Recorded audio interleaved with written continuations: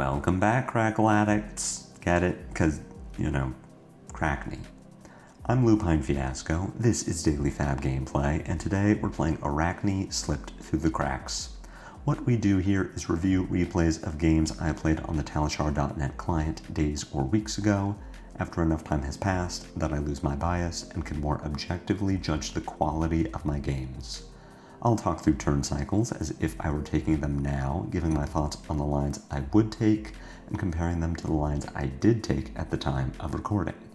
We either learn from my mistakes or reinforce good play patterns with the goal of tightening and optimizing our gameplay in the future to take down paper events and walk away with that shiny, shiny cardboard. If you haven't already done so, please consider subscribing to my channel. It is the best free way to support me and to make sure that you see every new episode of Daily FaB Gameplay in your video feed. Until I'm sure that I'll commit to keeping this list up to date, I'm keeping it private, but there is a link to my other deck lists on Fabery in the video description below. You'll also find a link to my Patreon. Subscribers at the Arc Lightning tier and higher will get access to my matchup guides for those decks forever. Want to tighten and optimize your gameplay in real life? Use my affiliate link in the video description to buy your very own Codex journal, and be sure to use code LUPINE10, that's LUPINE10, at checkout to receive 10% off your order. Finally, Daily FaB Gameplay is brought to you in part by Hemel from The Bazaar. It's never been more affordable to play in the flesh and blood. Players have been buying the cards they need from Hemel for years. I started buying from him in 2023 and have never found a better deal. The Bazaar's prices are the lowest for singles, full sets, and class sets, including new releases. Pre-order High Seas set bundles now, and pre-order singles after spoiler season ends. Pre-orders are available to ship internationally or for in-person pickup at US Nationals in Vegas. Message Hemel on Blue Sky, Discord, email, or Twitter to see what he can do for you. Now, let's jump right into the action.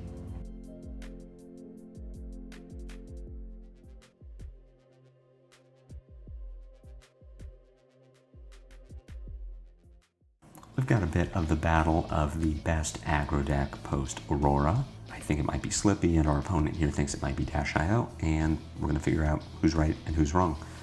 We lost the die roll, so we're going to go second. If we did win the die roll and go first, we want to try to push some damage to get cards out of Dash's hand so that hopefully she can't play off the top of her deck on our turn. And best case scenario, she's holding a couple items which don't block. So if we could push maximum damage here, we would.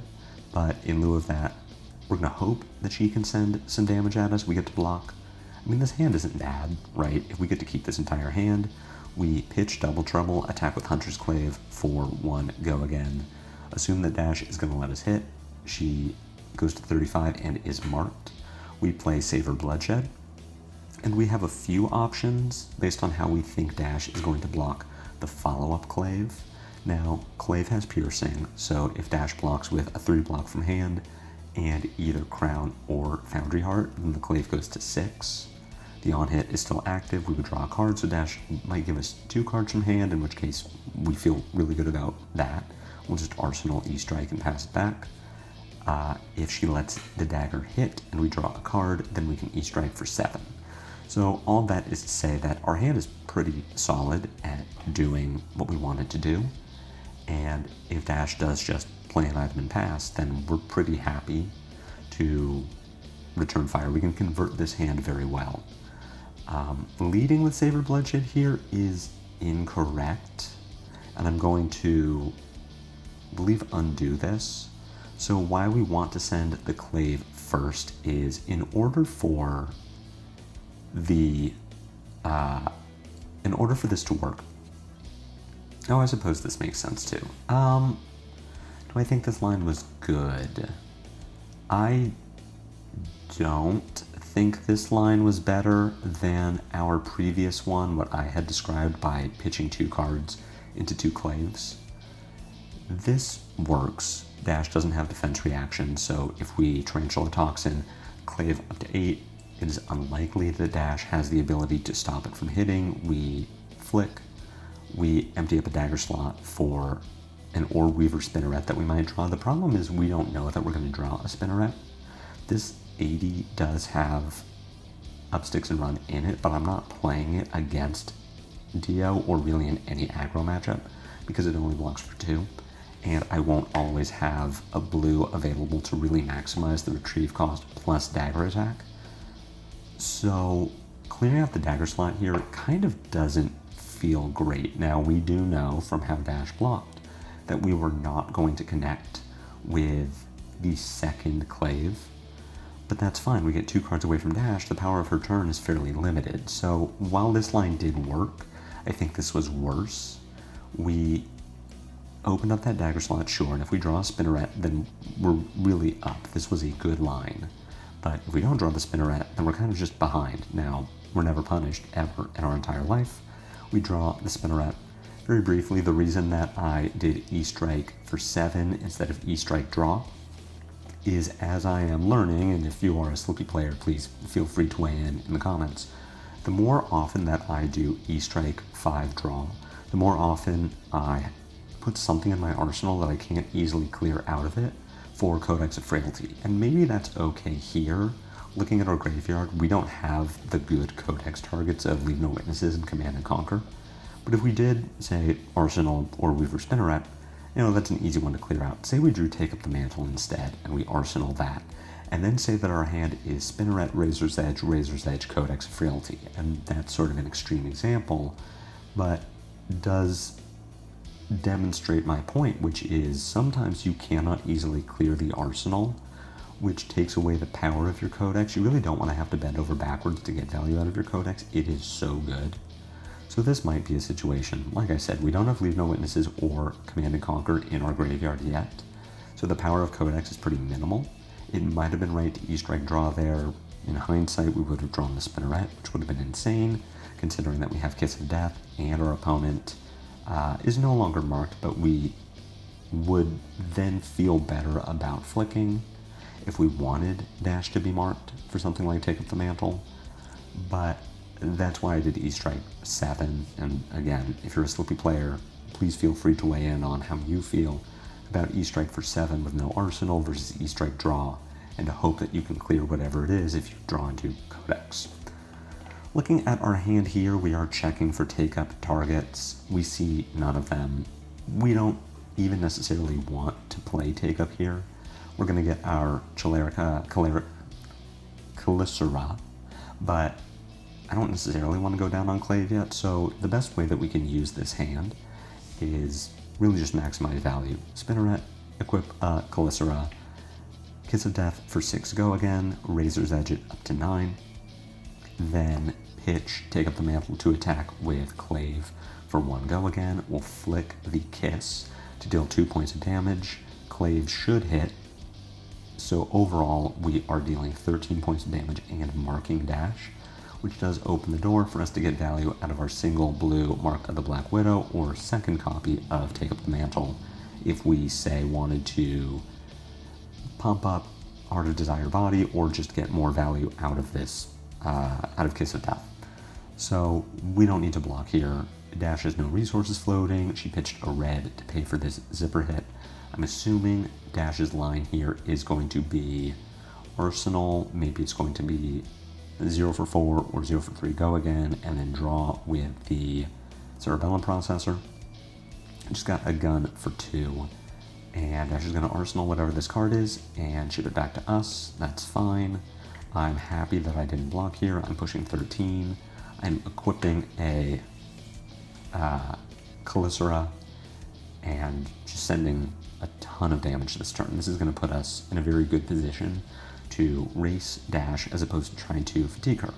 We haven't seen a Boom Grenade yet. She hasn't activated the Cerebellum Processor in either of the 2 turns that she's had it, so we're doing pretty okay here. Dash is just going to take all this damage, not surprising, and we put her to 13, claiming a 19-point life lead, and feeling pretty good about our position in this game. Tunic is about to be online.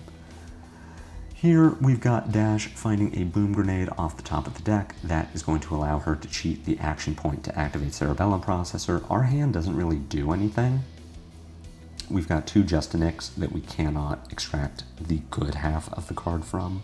We can always play Justinic, targeting Leave No Witnesses, and just banish more cards off the top of the deck, but why do I want to do that? I don't care about that. So what we might want to do here is just start blocking. I am not confident that I can stop this Boom Grenade from hitting, but I am confident that I can convert 2 copies of Justinic and an Infect into 9 points of life. I can also block with Mask of Perdition this turn, and think about sending Leave No Witnesses for 4, activating Mask in order to banish 2 cards off the top of Dash's deck.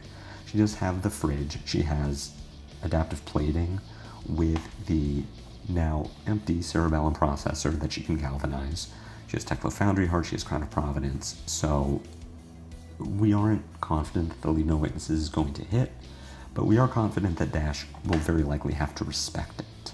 So what I like doing here is blocking with Perdition, Whisperers, and 1 copy of Justinic.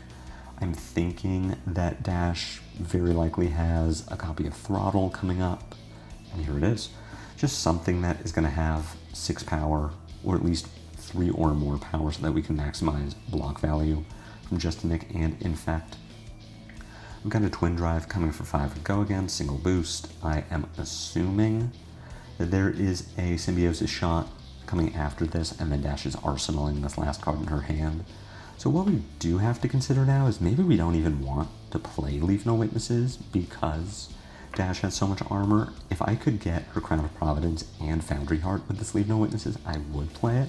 But the fact that she has the easy Adaptive Plating Galvanize value with Cerebellum Processor tells me that I probably don't want to attack with it. I don't want to give her that easy value. I would like to block with this Leave No Witnesses because I want to get it into my graveyard for Codex of Frailty. I think the worst line I can take is just arsenaling it, and I'm pretty sure that is what I'm going to do with it in this game, which I think is a mistake. Just because, what have I been saying? We need to be able to easily clear our arsenal to get Codex of Frailty value, and now we just can't. There is also a bit of tension here with the fact that we have Black Tech Whisperers instead of Snapdragon Scalers, and if you've watched Mask of Momentum's Arakni Slip Through the Cracks deck, which is where I've gotten a lot of my information, Peter is on Snapdragons, and he even mentions the fact that sometimes you just need Leave No Witnesses to have Go Again, and you need it to not be conditional, and here's where we run into a problem where, the same problem we had last turn. Dash has too much armor for Leave No Witnesses to reliably hit. So last turn, it was that we didn't want to give her Galvanize value, and she wanted to protect her arsenal. This turn is that we need the Leave No Witnesses to have Go Again, so that we can then break the chain, play Codex of Frailty, get the Leave No Witnesses back. And at this point, Dash does not have the armor to easily cover it up. So that's a problem. What is good for us is that we have quite a bit of flexibility in how we are going to play out our hand, and our hand is very high value, ignoring the Leave No Witnesses in Arsenal. We can lead with Art of Desire Body, which Dash is going to want to block. The Art of Desire has Go Again, Dash has a large number of reds in her deck, and we have Mask of Perdition. If we break Mask of Perdition and Art of Desire hits, we banish 2 cards off the top of Dash's deck, gain a life, and draw a card for each red banished that way, potentially gaining us 2 life and drawing us 2 cards. We have Savor Bloodshed, we have a blue, so we get to send Hunter's Clave for 1 Go Again, mark Dash, remark Dash, play Savor Bloodshed, send the Calicera for 5 Go Again, because Dash is marked, potentially draw another card, and we still have this Codex of Frailty. So what we can dig for is either a way to get value out of pitching Codex of Frailty, or we can try to find Shred or Tarantula Toxin that will let us take advantage of Dash either perfect blocking the Leave No Witnesses, or maybe blocking with 2/3 blocks, or blocking with Adaptive Plating, Galvanizing, and a 3 block, just something to get the Leave No Witnesses through, so that we can break Black Tech, get the Go Again, break the chain, play Codex. All of which is to say, We don't want to block this turn. If Dash flips a boom grenade off the top of the deck, that's pretty unfortunate, but we can't just block out assuming that Dash is going to find it. We need to be pressuring, and giving up any 2 cards from this hand to stop a Twin Drive, not to mention whatever the follow-up attacks are, is going to take away a lot of our offensive value. So I'm just going to say no blocks. And if we get to play out our entire turn, we're sending Art of Desire Body, pitching Double Trouble to send Clave, playing Savor Bloodshed, using our floating resource to attack with Calicera, which will have Go Again because Dash will be marked. We can even Flick Knives the Hunter's Clave if we really need to make sure that the Clave hits Dash, and then hopefully have something to do with Leave No Witnesses in Arsenal or Codex of Frailty in hand. I mean, worst case is we just hope that we draw Command and Conquer, and then we pitch Codex and play Command and Conquer. At this point, Dash just has free reign to do whatever she wants. We're pretty committed to not blocking anything. She has just ripped a backup Protocol Red off the top of her deck, which means there is no Boom Grenade here, which would be the only thing. I suppose Heist would be the other attack that Dash can have that I'm actually afraid of.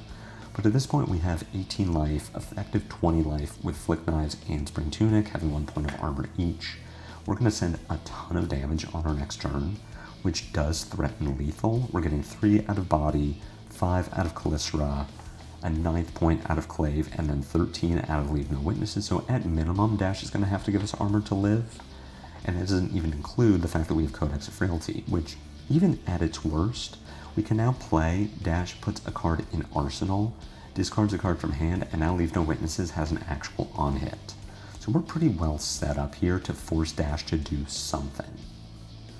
She gives us 2 points of block with the Crown of Providence, which is great news for us. We will happily break Perdition here and just see if we get lucky with 1 or 2 reds off the top of Dash's deck.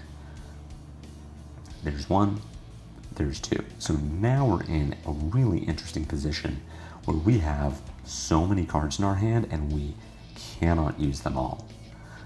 We can, however, use many of them. So we still take our line of Hunter's Clave, pitching Double Trouble, then play Savor Bloodshed, attack with Calicera for 5 Go Again, on hit draw a card, get another card that maybe we could convert, but at minimum we did draw a Shred. So now Leave No Witnesses hitting is looking a little more likely.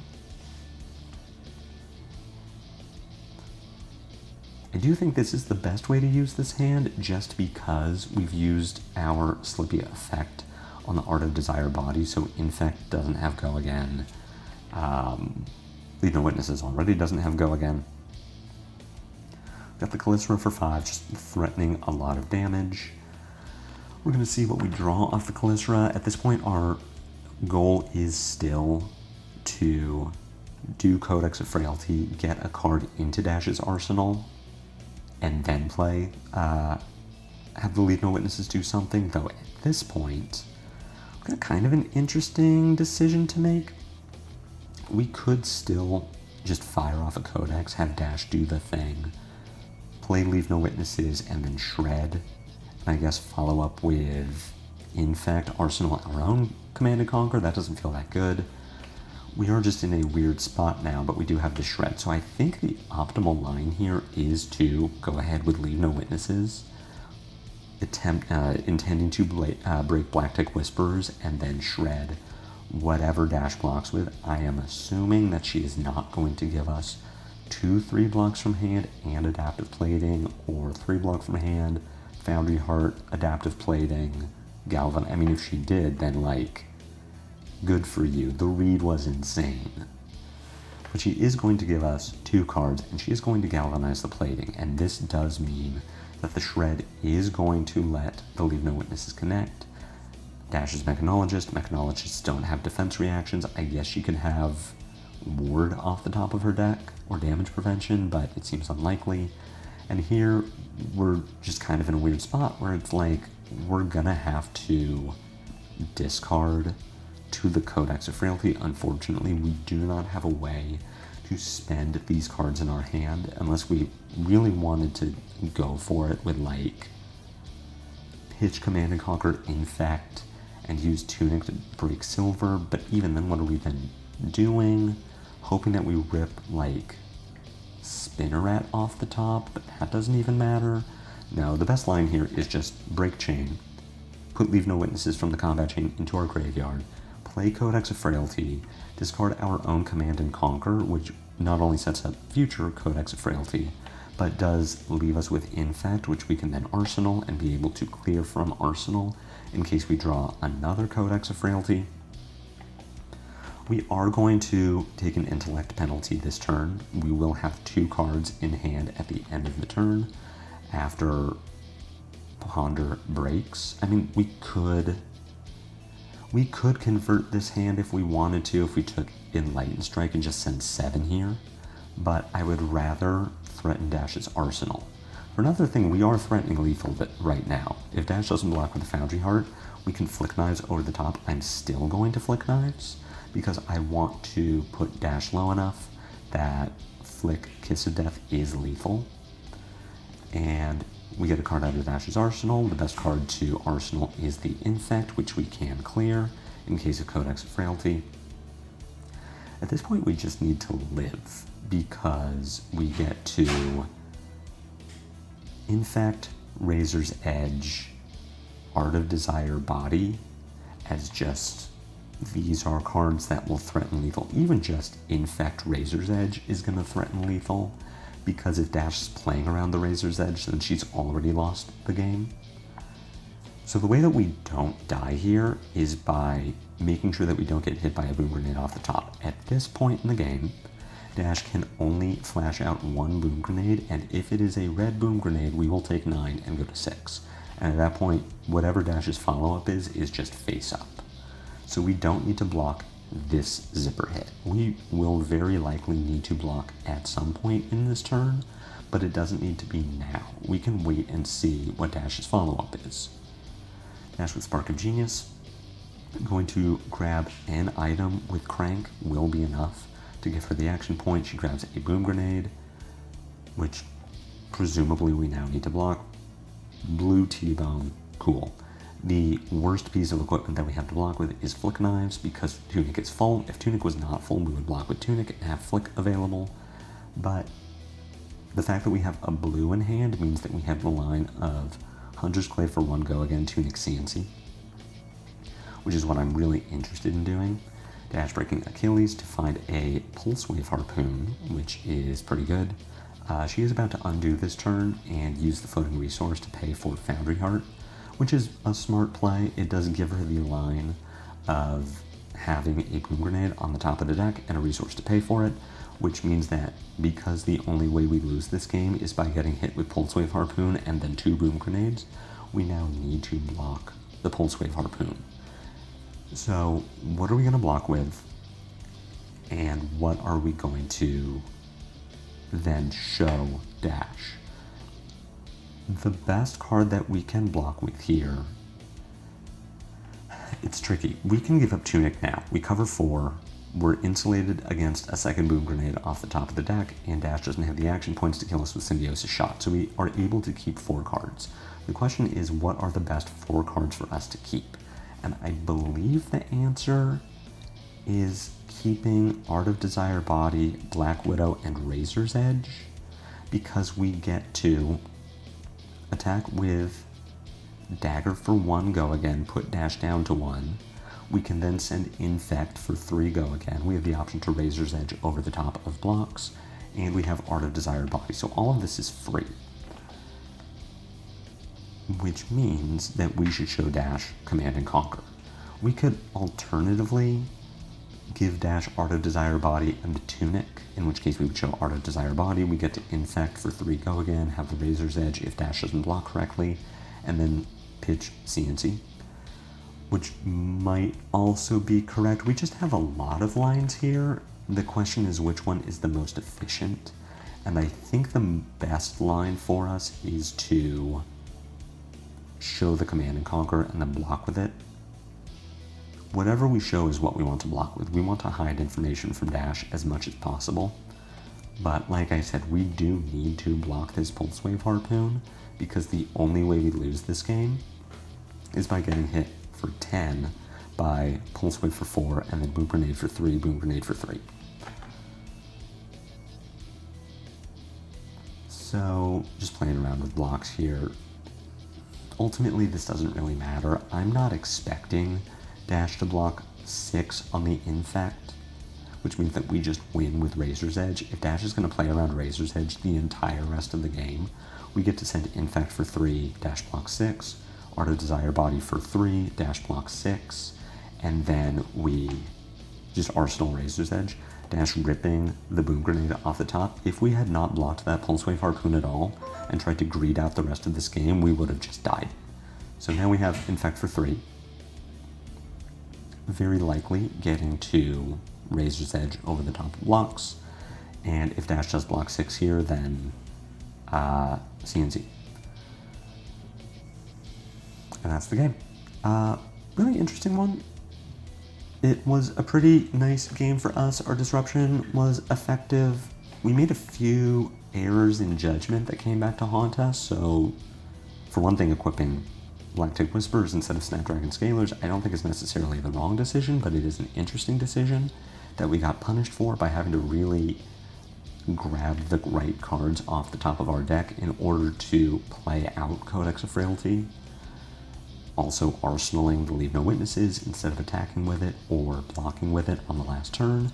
We should have done one of those things. The best line probably is just to block with it, mitigate some life loss. Dash gets to keep her armor, but we stay alive long enough to find the big Codex turn. What else did we have to work through? Just drawing 3 cards in the turn and figuring out the best way to use that. Now, I'm coming from Aurora, where you can basically convert a hand of any size because you have on-demand Go Again and natural Go Again. In Slippy, it's a lot harder to do that because you only get Go Again on your first stealth attack. So if you draw a bunch of stealth attacks, there isn't really anything to do with them if you've already pitched to your daggers, especially if you've pitched a blue to your daggers. It's a really interesting game for me to try to navigate as a new Slippy player, and I hope you liked it. I hope you enjoyed it. If so, be sure to take up that like button. My comments are always open for any questions or feedback. If you haven't already done so, please consider a YouTube subscription. It's free, it helps me out a lot. I have a Blue Sky, a Discord, and a Patreon, links to which are in the video description below. I will be back later this week with more daily FaB gameplay, and until the next time I see you, take care.